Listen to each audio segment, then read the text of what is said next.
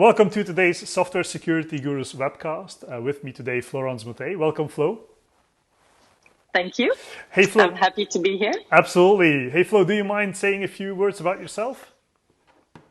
No, happy to. So on the professional side, I've been at Ahold Delhaize for the past 4 years. First joined as the CISO for Europe and took on the global role a bit over a year ago. Congrats. I've been in information security my whole life. I mean, almost, 20 years. And I've always been on the consulting side of the fence before joining Ahold Delhaize in 2016. On the personal side, I'm French, the accent can't do anything about this accent. But I lived in the US for 9 years and I've been in the Netherlands for 15 now. And I have 2 gorgeous daughters, 15 and 10. Absolutely. And we know each other for, I think, the last 10 years, if I'm not mistaken, running around in Europe, interviewing CISOs, and whole and behold, you're a CISO right now. Exactly. And that's right. We've known each other for quite a long time now. Absolutely. So today, if you don't mind, Flo, I would like to go through into a couple of topics that are hopefully near and dear to your heart. So first of all, you received the Cybersecurity Annual Report Index Trophy. Congratulations for that. So it's the this year's highest appreciation for a listed company. So the award recognizes cybersecurity transparency and the way you deal with cybersecurity challenges. Do you mind sharing a few words about that and what's all that about? Yeah, absolutely. First, I think it's a great accolade for the entire team because transparency is really what we strive for every day. And we strive for that from a lot of different angles, right? I mean, we want to be transparent with our customers. We want to be transparent with our associates.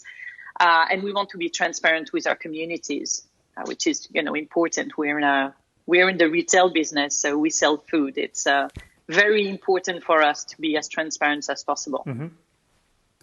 And so it explicitly says, hey, it's for a listed company. And when I read that, I was asking myself, hey, is that a curse or a blessing? Because I couldn't get my head around that.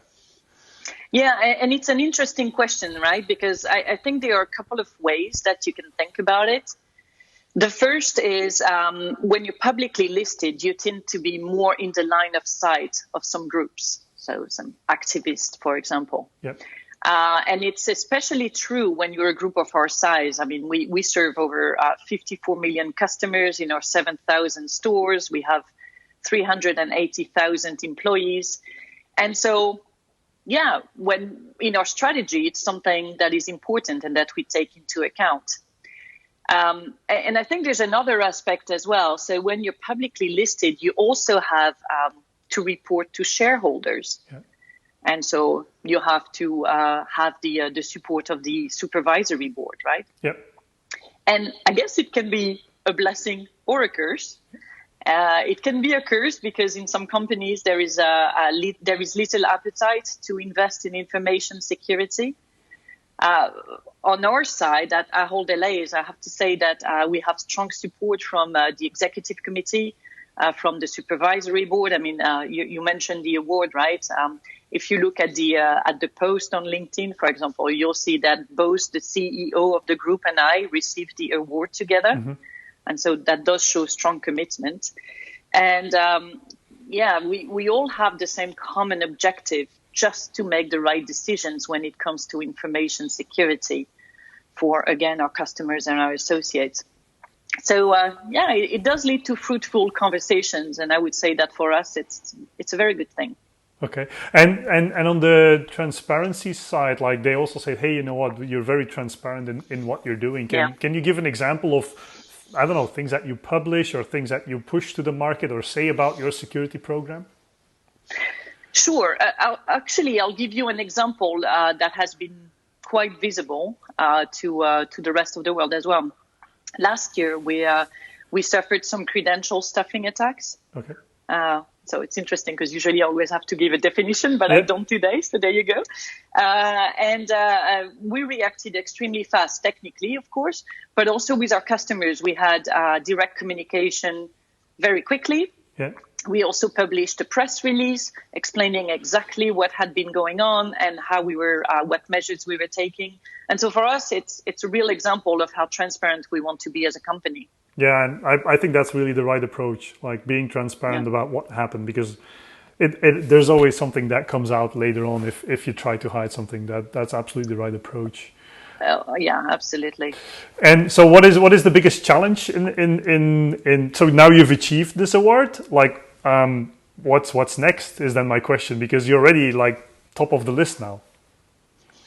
Well, there's always things that we can improve on, right? Yep. I mean, we're on a journey. So as much as we've achieved a lot of transparency, again, with our customers, as our associates, we can still do more. And we constantly strive to educate our colleagues within the company and make sure that they understand what we do, why we do it, and what they can do to support the organization. Okay, education. Perfect segue into my second question. Absolutely. So ages ago, you actually led a team that built application security training. Today, you have bought into a training that is fun and engaging. And I was wondering, you know, what has changed in your mind in the last years? You have a long history with training developers, working with developers, making sure they write secure code. But on the training side, I would love to hear, you know, how you think about that. Yeah. So first, it is ages ago. You're right. Really feels like a few lifetimes ago. But look, when I think back, I think that we have new platforms. There's new technology. It really allows the gamification to be taken to the next level. Yep. And so for me, that's the main difference, right? I mean, it's more appealing for teams. It's easier to adopt. On the content side, what's interesting is that you see, of course, new bits and pieces that go with new platforms, new frameworks. But if I think of secure coding training 20 years ago and today, you still see a lot of the same foundational principles. Mm-hmm. And it's good because it goes to show that, yeah, we still need to reinforce that. We still need to reinforce the basic sets of rules that you need to follow. Yeah, unfortunately we have, because there's constantly turnover, there's constantly new people joining the workforce, becoming engineers, and security is you know, they have to learn it somewhere. Yeah. What is success for you? If you think about a training program, what do you consider success? So I think that if a program speaks to its intended audience, it becomes successful. Okay. And that's where you see that you don't have to make it a mandatory event for people to actually do the training. Yep. It's something that they want to do because they feel like they're learning and that they're actually contributing directly to their growth. Yeah, I by the way, I totally agree. Like if I look at my kids, they like to learn on Duolingo, and they hate languages, but they do it on Duolingo. And if they get the same content in school, no, it's not working for them. It's not the same, right? You have to find the right way to teach, and everybody's different. I mean, you definitely have different learning groups in companies or even on the personal side of things. You have to find something that works for the individual. On software security and training people, like the awareness piece, like how important is that for you and for the company?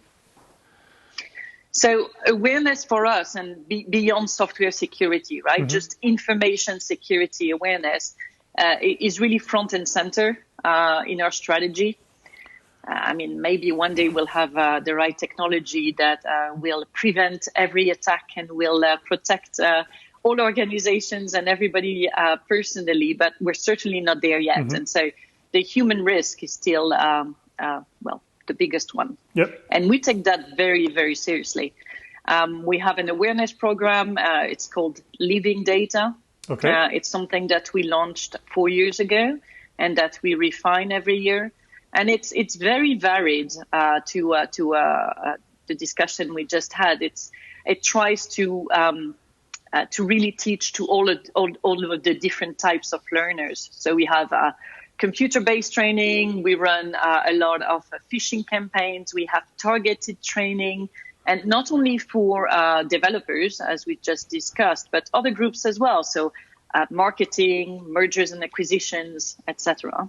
That's go ahead. Sorry. Yeah, sorry. We also have a network of security ambassadors in the company, and we have a yearly event which is actually coming up in a couple of weeks. Okay. All virtual, very exciting.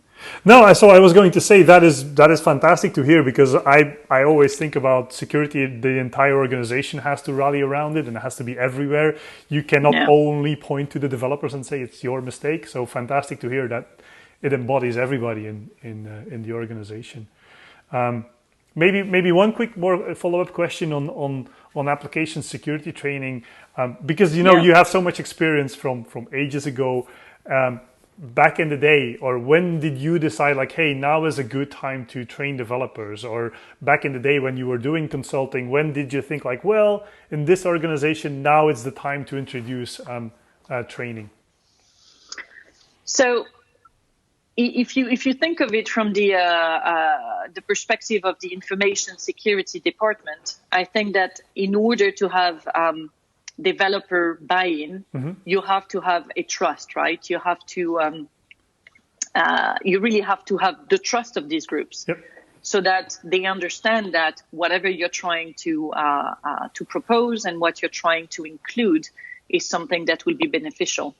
And I've seen that numerous times in my past lives, but also I've experienced it here. We, information security, introduced the program, but it was actually chosen by a representative sample of developers across the company. That's good. And so we did benchmarks, we did tests, and when we had a solution, we actually helped introduce it. And that's what really made it successful. Okay. Thanks. Maybe a third topic, and given your previous answers, I may already predict what you're going to say, but still, so there's the CISO report, which divides CISOs in 4 tribes. And you're a CISO, so it's natural to ask this question, like, hey, there's a tribe called security as enabler, there's a security as technology, there's security as compliance, and there's security as a cost center. Where are you on this in this CISO tribe? You're very familiar with the CISO report, so I really was wondering, like, where do you think you fit? Well, if you look at the progress we've made in the past few years, we really went from a compliance-driven organization to what we call internally the adaptive information security. And so it's been a great journey. And if you look at where we are today, we have the ear of the executive committee, of the supervisory board.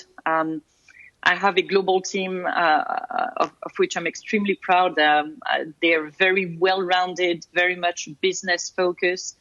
And so not only are we embedded in all of the initiatives, whether they're IT or really business, but we also constantly try to make it easier for our stakeholders to be secure. And so we leverage automation wherever we can. We embed security as much as possible in daily tasks. And we do that centrally for the entire organization. And so we're talking 19 brands across 10 countries. So with that, I think it qualifies us as Tribe One, as security as an enabler. Yeah, I couldn't agree more. If I read and hear, if I read what has been written about your organization, and if I hear you talk about how you do things, I would say, yeah, definitely Tribe One, or maybe Tribe Two, because I know you had a development background, so maybe you're a lot focused on technology. But I can see why you, and I assume you're very happy to be in Tribe One, that you landed Tribe One. Yeah, absolutely. But for me, there are always areas where we can improve. So we're not done, right? We're certainly not saying, okay, we're in Tribe One. Security as an enabler is what we want to be, because it is. But within that tribe, there are still things that we can do. And so we're on a journey. We're continuing to support the growing needs of the organization and to manage the evolving threat landscape. it would be good for other people to figure out like, hey, how you moved on from Tribe through really from the compliance to Tribe 1, because there's a lot of people that want to make that move but struggle in doing that. So congratulations on getting that done. Thanks. So maybe last question, and I know we know each other for a long time, so I could ask you questions about cocktails or teenage girls or anything. But my last question is actually something that really interests me, but we never really chatted about that. And you alluded to that in the beginning. So you lived and traveled abroad extensively, and ultimately you settled in Amsterdam. And let's be honest, you had to learn Dutch, which is not quite the most useful language on this planet. So why on earth did you choose Amsterdam? How did it come that of all these places that you visited and lived at, that you chose Amsterdam? So I'll answer in two ways. I'll tell you why we came to Amsterdam, and then I'll tell you why we stayed in Amsterdam. Sounds good. So when I was in the US, I was working for Security Innovation, a software security company as well, consulting company. And in 2005, I was asked if I could come open the European branch of that company. We had a number of customers, and there was some appetite to have a branch here.